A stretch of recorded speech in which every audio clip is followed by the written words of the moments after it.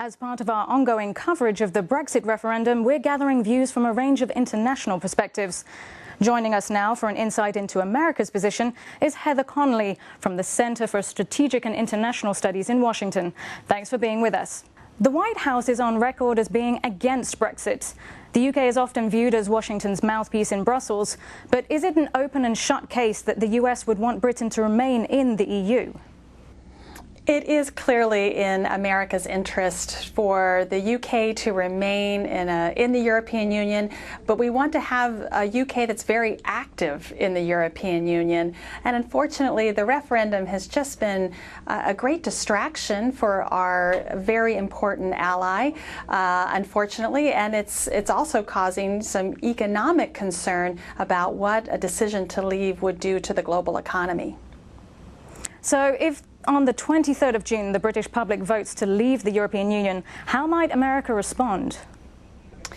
Well, I think first and foremost, central bank leaders, finance ministers are going to have to make sure that there is not a disastrous impact on the global economy. There's so much uncertainty. I think secondly, you're going to see a lot of transatlantic phone calls between President Obama and European leaders, because in some ways on June 24th, if there is a decision to leave, both everything changes and nothing changes. And there's going to have to be a great sorting out of what this means. There really is no plan B. European leaders have not planned for an exit, nor really have British leaders. So we're not sure what this means. It could be very uncertain. We could see a leadership transition in the UK. It could also produce additional unrest in Europe itself, with more leaders, opposition leaders in governments calling for similar referendums. And we have Spanish elections 3 days after this vote. It's absolutely unclear what will happen. And what might this mean for the so-called special relationship that Britain enjoys with the US?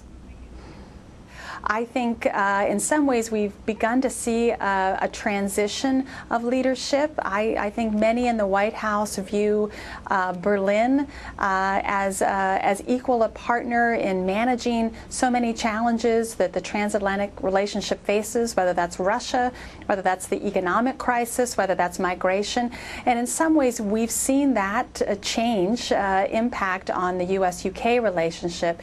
But let's be clear, this special relationship is incredibly powerful economically, the intelligence sharing, and militarily. But in some ways, it has lost its luster the last several years. And would you say there's a difference between how the White House regards the outcome of the referendum and how the general public feels about it? Well, I think there is growing recognition as we go closer to June 23rd that the UK is going to have a very historic decision. I think the American people are waking up to the fact that Europe is changing profoundly. It has watched years of the Greek economic crisis playing out, and obviously the very dramatic pictures of the migration crisis that we're seeing.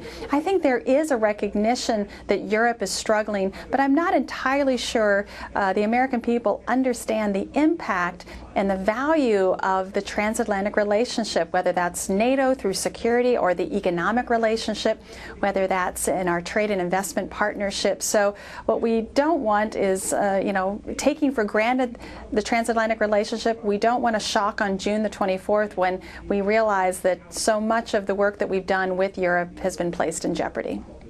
Indeed, the future is in their hands. Thank you for joining us, Heather Conley. Thank you.